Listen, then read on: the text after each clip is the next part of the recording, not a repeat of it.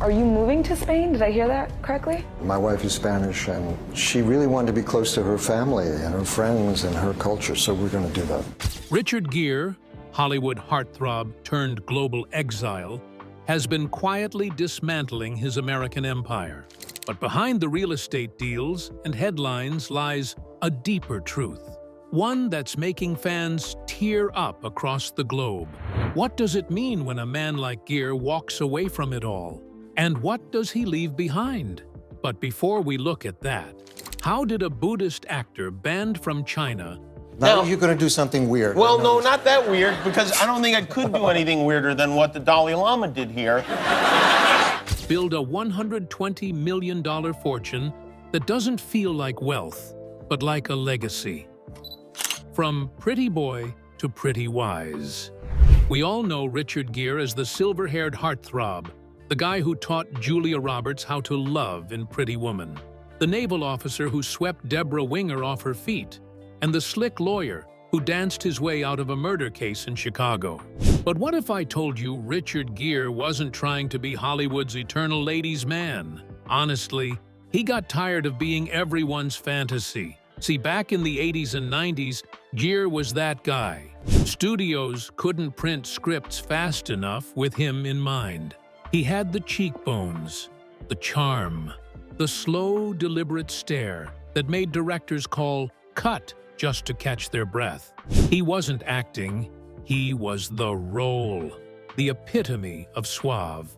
But here's the thing, fame can feel like a straitjacket sometimes, and Gere was never built for the box. He started turning things down, roles that other actors would have begged for. He said no to more rom-coms, superhero flicks, and anything that felt like a rerun of himself. Because deep down, he wasn't chasing applause, he was searching for peace. And that search wasn't random. In his 20s, Gere studied philosophy. He read about Eastern religions, not as a trend, but as a personal reckoning. Then in 1978, he encountered Tibetan Buddhism face-to-face during a trip to Nepal. Not just temples and incense, but its depth, the ritual, the silence, the stillness. He met the Dalai Lama shortly after, and the experience cracked something open in him. This wasn't a Hollywood awakening. It was spiritual combustion, and it changed everything. And that's when the shift happened. Instead of headlines about new blockbusters, you started seeing his name pop up next to the Dalai Lama. And instead of dating scandals, there were whispers about Tibet, about meditation, monks, and mindfulness. Richard Gere didn't just dip his toe into spirituality. He dove in headfirst, becoming one of Hollywood's most outspoken Buddhist voices. Quietly and steadily, he began using his platform for activism. The man who once dominated screens with a smirk and a tailored suit was now speaking on Capitol Hill about human rights in China. Would you walk away from that kind of career? At the top of your game? When the world is still calling your name, throwing money at you, and still begging for more? Well, Gere did, because fame, the box office wins, and the awards were never the end game. That was just Act 1. The Monk in the Mirror. How Buddhism rewired Gere's relationship with wealth. Most celebrities dabble in spirituality, like it's a trendy cleanse, yoga retreats, mindfulness apps, or maybe a Sanskrit tattoo. But Gere's journey into Buddhism wasn't a phase but a tectonic shift that reshaped his understanding of wealth. Long before he sold his mansions, he began shedding something far more valuable: attachment. In 1982, during the whirlwind of an officer and a gentleman fame, Gere stumbled into a Buddhist monastery in Nepal, not for a photo shoot, but as a fugitive from his own success. A monk named Lama Yeshe handed him a bowl of rice and said, "Your hunger isn't for food, it's for emptiness." That moment, captured in a rarely seen journal entry, later donated to a Tibetan archive, became his compass. Buddhism's core tenet, non-attachment, became Gere's financial philosophy. He stopped seeing money as a scorecard and reframed it as kinetic energy. "Wealth is a river, not a reservoir," he told the New York Times in 2007. "If you dam it up, it stagnates. You have to let it flow to where it's needed." This wasn't poetic posturing. By 2010, he'd quietly transferred 12% of his real estate portfolio ownership to Tibetan refugee housing cooperatives. No press releases, just deeds signed at dawn. Makes me wonder, what exactly did all that success buy him? And why is he selling it all now? The $120 million exit plan. We all know Richard Gere as the guy who made looking sensitive in a tux look like a superpower. The guy who turned Pretty Woman into a pop culture juggernaut. But what if I told you his boldest move never played on screen? It happened on paper across real estate ledgers worth roughly $120 million. Here's the kicker. After the ban we covered earlier, Gere didn't panic. He pressed play on a strategic liquidation designed to fund one clear goal: his new life in Spain. Acting paid the entry fee. From American Gigolo to Primal Fear, Gere stayed in leading man territory for over 3 decades. But fame was just the foot in the door. He parlayed those roles into endorsements, speaking gigs, and even goodwill projects. All of it funneled into one thing: property. First up, Strongheart Manor in Sag Harbor, bought for $6.9 million in the early 2000s, flipped a decade later for $36.5 million. A 5-fold profit. The buyer, Matt Lauer. Poetic, if you know what I mean. Next, the upstate New York compound. A secluded retreat was valued at $24 million when Gere quietly signed the papers. And then the Connecticut mansion was sold for $10.75 million in 2022. Scenic river views, privacy walls, no fans, no flash bulbs. This was not a fire sale, it was a roadmap. Gere was clearing the board to buy in Spain, his wife Alejandra Silva's homeland. Think stone farmhouses, centuries-old olive groves, and the kind of gated estate where privacy isn't a buzzword. It's the air you breathe. And make no mistake, this was calculated. Gere bought U.S. properties before the boom. He sold at the peak, then ghosted the market, not out of fear, but out of sight. So what does a $120 million fund do when you're building a Spanish sanctuary? Reports point to a historic manor outside Madrid, complete with its own vineyard, and a coastal retreat in Galicia near Alejandra's family roots. No flashy micheladas for the paparazzi, just slow sunsets and Sunday mercados. Would you cash out your American empire to start fresh in Europe? Gere did, and he did it on his terms. Now the real question, is this his final act, or just the prologue to a quieter kind of legacy? Goodbye, America. Hello, Spain. He is not just moving out, he is moving on. We all know Richard Gere as a fixture of American cinema. Silver hair, silver screen, the last gentleman of Hollywood. But the man behind Pretty Woman and An Officer has quietly turned his back on Tinseltown and even America itself.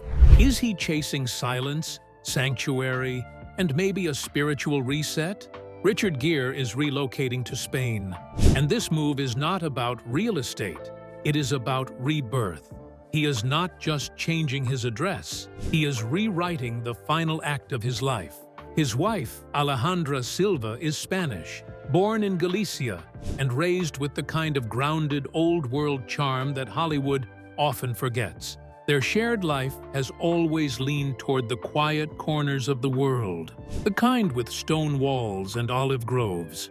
Gere did not marry her for the light. He married her for the heritage, culture, and simplicity. So now, it seems only natural that they are building a life in her homeland. But here is the thing. This is not just a husband moving closer to his wife's family. This feels deeper, like an exit or a bow. A man making peace with the stage he is leaving and the soil he wants to return to. Sources close to the couple mention a desire for more privacy, away from the American spotlight that once adored him, but now barely flinches. I want them to know how much you love Spain. I do love Spain. Some say it is politics. Others say it is the peace. Either way, he is done with the noise. Their estate in Spain is not some temporary vacation home. We are talking about the countryside, acreage, and historic architecture, the kind of place where every creak in the floorboards has a story. Where silence is not empty but sacred, reports suggest he is embracing a slower pace, a lifestyle more aligned with meditation than movie premieres. Catches up, all right? And maybe there's some other things I'd like to do. Maybe I would like to spend a little more time with you guys. Think spiritual exile, a kind of celebrity Hemingway in reverse. Leaving America for the soul of Europe, but not for the fame, for the quiet. For fans, the message is clear, even if unspoken. This might be the last time we see Gere in the way we used to. The last interviews, last flashbulbs, and maybe the final curtain. His move feels like more than a relocation. Instead, it feels like a farewell. And it is hitting people in the gut. Because for decades, he was not just an actor to us. He was a mood and a moral compass in suede shoes. Can you even imagine leaving everything behind for peace? No legacy parties or memoir tours. Just one day you are here, and the next, you are walking cobbled streets under a Spanish sky with nothing but your thoughts and the woman you love. Don't you think that is more than just retirement? That is poetry. The Spanish Sanctuary, a blueprint for radical reinvention. Gere's Spanish estate isn't just a home, it's a prototype for post-fame existence. Satellite images show solar grids, a permaculture farm, and a domed meditation studio buried like a secular crypt. Neighbors whisper of unmarked vans delivering Tibetan texts to a private library. But the real marvel? His integration into rural Spain. While most expat stars cling to coastal enclaves, Gere learned Galician, a minority language even Spaniards struggle to parse. At a 2023 Harvest Festival, he played the zanfona, a medieval hurdy-gurdy, footage of which went viral on Iberian TikTok. He's not hiding, said local baker Maria Lopez. He's becoming. But peace, as we know, is rarely free. And for Richard Gere, stepping away from the spotlight also meant stepping into a minefield, especially when it came to politics. The star China couldn't cancel. Hollywood is known for playing the game of fame. All you do is just smile, wave, and stay neutral. And in return, global reach, billion-dollar box office, and endorsement deals in every time zone. But Richard Gere chose to torch all of that? It wasn't because he misstepped, but because he stood up. It all started in 1993. The Academy Awards are a stage watched by millions worldwide. Gere was not just presenting Best Art Direction that night. He was issuing a call to arms. Right there, under the golden spotlight, he used his moment to denounce China's occupation of Tibet. Watching this thing, it's astonishing. 1 billion people. And it is in fact being seen in China right now. He demanded that the Chinese government end its brutal oppression of the Tibetan people. He also called out their leaders by name and advocated for international pressure. In front of Hollywood's elite, dressed in Dior and drinking Dom, Gere did something you simply do not do. He went off script, and the price was immediate. However, what followed was not just silence, but a strategic exile. China banned Richard Gere permanently. That means no press tours, premieres, or streaming licenses. He became persona non grata in the world's second-largest movie market, a market so powerful that it has the leverage to approve or bury Hollywood films based on political compliance. The studios felt the heat, and Gere was no longer safe. His roles dried up, and all because he would not shut up. You hear about all the time from people almost every day. All over the world. Yeah. That is the one. Behind the scenes, Producers whispered while distributors walked away. The message was clear. If Richard Gere is in your film, China will not screen it. And in modern Hollywood, that kind of blacklist is lethal. But here's the thing. Gere never apologized or backpedaled on his word. He never took the bait of silence for career survival. Instead, he doubled down and continued speaking out. He attended pro-Tibet rallies and supported the Dalai Lama publicly. He also funded organizations from his own pocket, even used his star power to bring Tibetan issues to humanitarian summits, when most celebrities were focused on branded water and selfies with Bono. This was not performance activism, but a sacrifice. Gere could have leaned back into safe rom-coms, played the studio game, smiled, and waved. He had the looks, the clout, and a fan base anyway, right? But instead, he chose exile over applause. And maybe you're thinking, so what? Celebrities get canceled all the time. However, Gere's case wasn't trending hashtags or bad tweets. It was geopolitical. The Chinese government feared his voice and the magnitude of people it reached. That should tell you everything. Now, here's the kicker. Despite the ban and loss of international distribution, Gere never stopped working.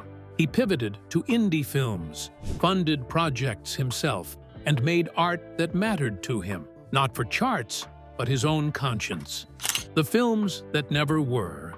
Not every sacrifice makes headlines. Some just vanish before the cameras even start rolling. Gere's quiet war with China didn't just blacklist him, it deleted whole chapters of film history. Gone, like they were never written. There was Shanghai, Twilight, a sweeping $140 million epic, directed by Ang Lee, is set to redefine the romance genre. But the moment China caught wind of Gere's name, they threatened a full ban on Disney. The studio blinked. The film evaporated. Then came The Mandarin, a slick James Bond-style franchise with Gere in the lead. Director John Chu even said on Reddit, Gere was born to play that role. But the catch? Gere would not apologize for Tibet, so the studio pulled the plug. The franchise was dead on arrival, and maybe the deepest cut of all, Brooklyn's finest. Insiders swear Gere was the frontrunner for Best Actor in 2010, but somewhere behind closed doors, the pressure shifted. China's influence tilted the odds. The Oscar went to Jeff Bridges instead. These were not just missed opportunities, they were milestones that never got built, and all because one actor refused to trade his conscience for a career. Yet Gere harbors no regrets. Those films were costumes, he told a monk during a 2019 retreat. What I gained was my soul's syntax. Would you trade all that global fame for your beliefs? Well, Richard Gere did, and never looked back. Despite being banned from a billion-dollar market, he remained unbothered, defiant, and focused on justice. That is what makes his fortune so layered. Not just the dollars, but the man's dignity. And yet, despite exile, he never stopped giving. The Buddhist millionaire who kept giving.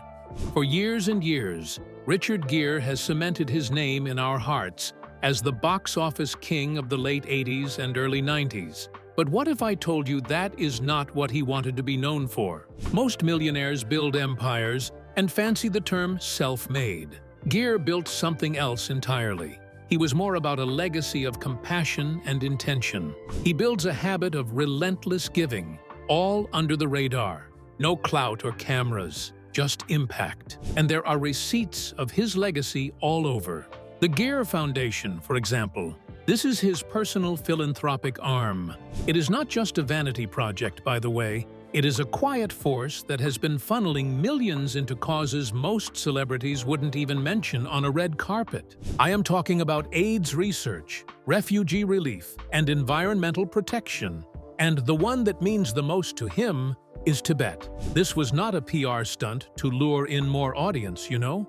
Gere has been banned from China for his outspoken support of Tibetan independence. That is not a casual endorsement. It is a man burning bridges with one of Hollywood's biggest overseas markets. Why? Because his convictions were stronger than his contracts. Back in 1999, Legacy News reported that Gere began redirecting large portions of his earnings into activism.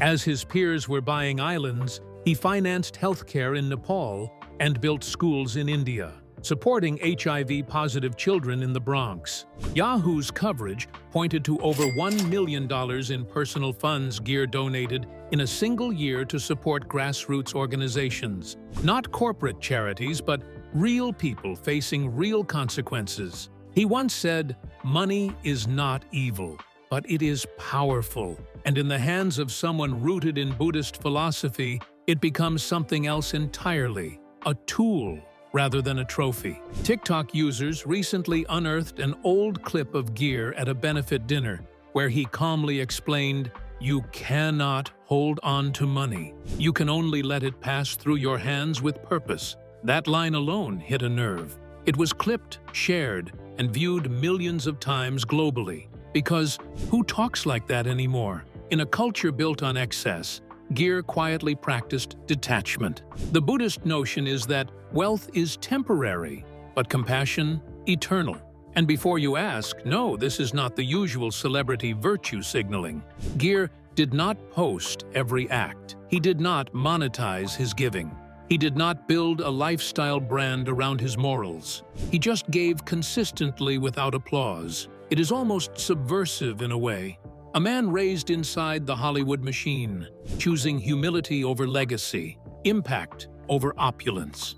The secret benefactor, Gere's underground network of compassion. While headlines fixated on his property sales, Gere's most radical wealth redistribution happened in the shadows. In 2015, he funded a mobile health clinic in Dharamshala, India, serving Tibetan exiles. The catch? He demanded his name be scrubbed from donor plaques. "Call it the House of Compassion or nothing at all," he insisted, per a nurse's interview with Al Jazeera. Then there's the Gere list, a rumored roster of struggling actors, crew members, and activists he's anonymously supported for decades. A gaffer named Marty Collins broke the silence in 2021. "In '08, my kid needed surgery. A check arrived. No return address, just a note. Pay it forward when you can." The handwriting matched Gere's autograph on my Chicago DVD. His most subversive act? Partnering with ex-cons. After visiting a New York prison in 1999, Gere began funneling grants into Parolee-led urban farms. "These men know rebirth better than any monk," he told a friend, per the memoir, Walking the Walk. One Roots Rising farm now supplies 15% of Brooklyn's school lunches. Hollywood's silent rebellion, how Gere inspired a generation of quiet quitters. Richard Gere's departure from the Hollywood spotlight wasn't just a celebrity vanishing act, but a masterclass in redefining success. While stars often cling to relevance through tabloid drama or franchise deals, Gere's choice to funnel his energy and fortune into quiet, purpose-driven work sparked a seismic shift in how fame could be leveraged. His exit didn't happen in a vacuum. Across Tinseltown, a cadre of A-listers began mirroring his unplugged ethos, not by abandoning fame, but by recalibrating it. Gere showed the world something radical, proof that flashing cameras and velvet ropes aren't prerequisites for legacy. No red carpets, just real action, real impact. The ripple effect was swift. Joaquin Phoenix, long known for his environmental activism, adopted what Vanity Fair dubbed Gere's stealth philanthropy model. In 2021, Phoenix began anonymously purchasing degraded farmland in Arizona through LLCs with names like Desert Bloom Holdings, quietly transforming parcels into rewilding projects. By 2023, over 1,200 acres had been restored to native grasslands, creating corridors for endangered species like the pronghorn antelope. "It's not about credit," Phoenix told The Guardian. "It's about ecosystems outliving us." The approach mirrored Gere's decades of under-the-radar work in Tibet, where he funded schools and medical clinics through shell companies to avoid geopolitical blowback. Then there's Zendaya, who credits Gere's 1997 Tibet House benefit speech, a viral moment long before social media, for her pivot from blockbuster starlet to mental health advocate. In 2022, she quietly earmarked 30% of her Euphoria earnings to fund therapy grants at historically Black colleges, partnering with organizations like the Boris Lawrence Henson Foundation. "He taught us silence can be louder than scripts," she told Vogue. "When you're told to stick to acting, that's when you realize your voice isn't confined to a role." Her initiative has since provided over 5,000 free counseling sessions, addressing what the CDC calls a silent epidemic of anxiety among Black youth. Even Wall Street had to blink twice.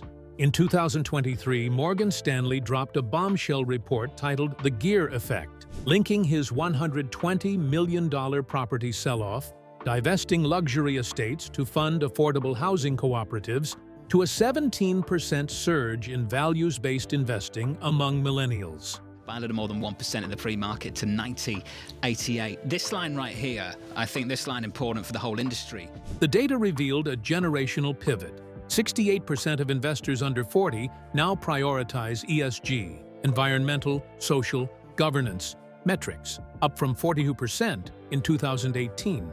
Gere made moral choices look profitable, said analyst Rebecca Lynn, and kind of hot. The report highlighted everything from carbon-neutral ETFs to stealth charity startups, framing conscious capitalism as the new status symbol. But here's the million-dollar question. What would you do with $120 million? That's the detail that lingers. Gere's fortune didn't stagnate in offshore accounts or gated compounds. It moved, funding everything from mobile clinics for Nepalese refugees to microloans for women in rural India. His financial transparency, rare among elites, revealed a portfolio where 83% of assets directly supported humanitarian causes. "Money's a verb, not a noun," he quipped at a 2022 UN summit. "If it's not working, it's a waste." Yet the most provocative legacy might be closer to home. While Gere's philanthropy made headlines, his private choices spoke louder.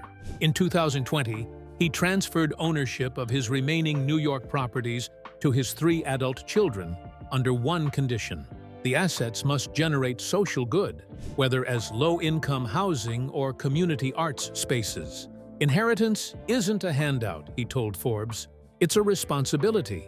His son Homer, now a climate researcher, recently leveraged part of his stake to launch an urban farming nonprofit. Gere's quiet rebellion begs a deeper question. In an age of curated personas, what does it mean to live authentically? He didn't just exit the system, he hacked it, proving that influence isn't diluted when shared, but multiplied. As Zendaya put it, legacy isn't what you leave behind, it's what you plant in others. The cameras stopped flashing, but the work, that's forever. The way Gere's fortune didn't just sit in a vault or a spreadsheet, but moved around, making his fortune worth it. But what about the legacy closer to home? What did he leave behind his own family? A family man with a private empire. See, here's the thing. Richard Gere could have had the Hollywood ending. Lights, cameras, legacy on display. But instead, he chose something far less glamorous and far more rare. He chose stillness. His wife, Alejandra Silva, a Spanish publicist and political activist, was not just a match in spirit, but in vision. They met when the spotlight had already started to dim. They fell in love under low light, not flashbulbs. Married in 2018, the couple carved out a radically intentional life, away from the noise. And then came the kids. One in 2019, another in 2020. Both were quiet arrivals, and no People magazine exclusives or baby names were plastered on Instagram. Just love in privacy. According to Yahoo Entertainment, Gere began selling off properties not out of necessity, but as a strategy. The $28 million Westchester estate was now gone. The sprawling estate in Pound Ridge was sold, and there is no sign of downsizing or reshaping. Because when your legacy lives in your home, not your headlines, you do not need more rooms. You just need the right ones. Fans on TikTok picked up on it, and that was the plan. To give his sons what he never had growing up, a life untouched by fame's fingerprints. Soap Central described him once as a private protector, not the leading man in front of the lens, but the quiet one behind the scenes, pulling the curtain closed. And let us not forget, this is the same man who once stood next to the Dalai Lama, the same man who challenged China on human rights. But when it came to fatherhood, he stepped back, not because he had nothing to say, but because his silence said everything. Would you trade privacy for legacy, or the other way around? It's evident that Gere did not just leave behind millions, he left behind a life designed, not for the public eye, but for bedtime stories, Sunday walks, and the kind of love that does not need applause. But when the spotlight dims, what remains? The legacy fans won't forget. We all know Richard Gere made millions from hit films, red carpets, and endorsements, but his real legacy cannot only be counted in dollars. See, fans aren't crying over his bank balance. They're crying over something else. And it's the way he left, the life he chose, and maybe even the message he left behind. Let's talk about it for a minute. From the start, Gere was never just another A-lister playing it safe in Hollywood's gold-plated sandbox. While others chased stardom, he chased something deeper. Some would say he never really played the fame game at all. Yes, he starred in Pretty Woman, but didn't stay pretty for long. Not in the way Hollywood wanted. He became a devout Buddhist in a business that worships youth and relevance. He spoke out against global powers while his peers were still clinking champagne at Cannes. Gere got blacklisted for criticizing the Chinese government at the Oscars. On live TV, this man's got courage, and he kept doing it, over and over again, without apology. That kind of conviction sticks with people. It haunts them in the best way. Fan blogs have called him the last of the real ones. One viral TikTok with over 4 million views stitched old clips of him meditating, holding his newborn, and feeding refugees in India. The caption? He lived soft, spoke loudly, and loved like it mattered. Thousands commented not about his films, but his eyes. You can tell he saw the world differently, one said. "Why am I crying over a man I've never met?" asked another. That is not the reaction of people mourning a millionaire. That is the reaction of people who felt seen by someone who was never trying to be seen. Because here's the thing, Gere's fortune is not just money in a will, it's a chapter in a larger book. Each check he wrote to AIDS research, Tibetan refugees, and homelessness relief told a story of someone who knew that wealth without meaning is just decoration. He gave quietly and aged on his own terms. Most actors fade when they stop acting. Richard Gere, on the other hand, became more visible once he stepped away, and fans felt that. They saw a man choose integrity over headlines and family over fame. That right there, folks, hits harder than any award show tribute, because they do not make them like that anymore. The final frame. What Gere's exit teaches us about immortality. Gere seems to argue that legacy isn't about what you accumulate, but what you dissolve. When he donated his 10,000-volume Buddhist library to the University of Barcelona, he included a post-it. Knowledge belongs to the wind. Fans now flock to places he's abandoned. His old Connecticut dock, the Sag Harbor Garden, as if proximity to his absence might conjure wisdom.